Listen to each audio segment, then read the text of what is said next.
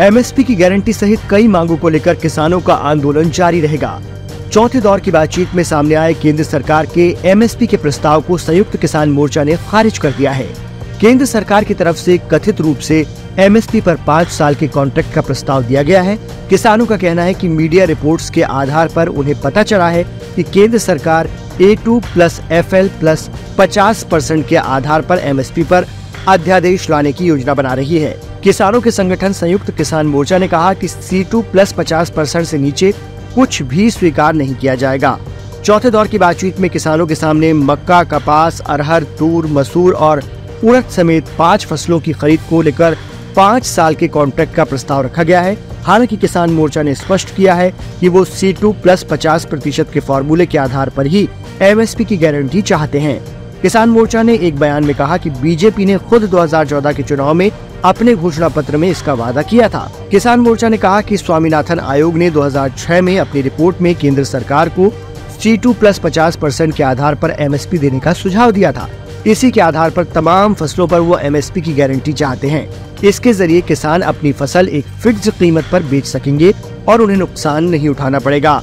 मोर्चा ने कहा कि अगर मोदी सरकार बीजेपी के वादे को लागू नहीं कर पा रही है तो प्रधानमंत्री ईमानदारी से जनता को बताएं।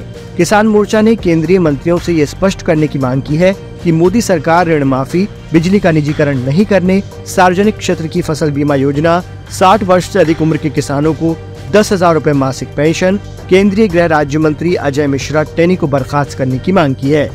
किसान मोर्चा के बयान में कहा गया है कि किसानों के संघर्ष को तेज करने के लिए मोदी सरकार की किसान विरोधी नीतियों और कॉर्पोरेट भ्रष्टाचार को जनता के बीच उजागर करने के लिए पंजाब की सीमाओं पर आंदोलन कर रहे किसानों पर क्रूर दमन को समाप्त करने की मांग की गई है।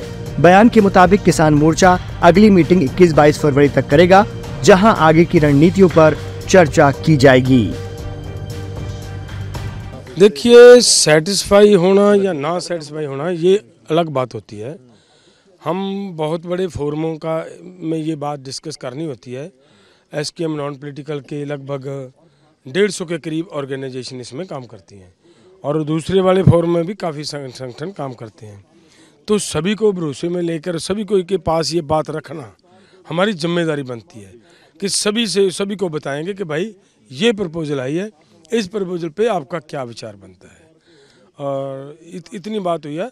जो हमारे साथ सरकार ने दूसरी बात थी कि हमारी ऋण मुक्ति की जाए, उसके ऊपर हमारे मंत्री जी ने ये कहा है कि हम भी विचार करेंगे अभी और बजाकर। इतना जो प्रपोजल है जो हमें है अलाउड है उतना हमने दिया है।